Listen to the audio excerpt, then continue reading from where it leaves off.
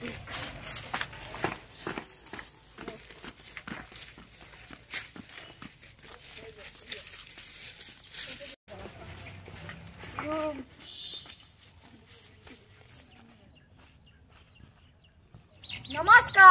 আজি খাদুৰটোৰ নাম হ'ল বুদ্ধিয়া কাউৰী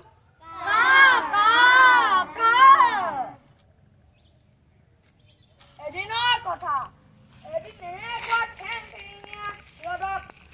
এজনী কাউৰী ওপৰত উৰি আছিল সি ইফালে চাই পানী নাই সিফালে চাই পানী নাই তাৰ পাছত সি উৰি ফুৰোতে এটা টেকলি দেখিলে টেকলিটোত অকণমানে পানী আছে সি ওচৰত যায় তাৰপিছত এনেকে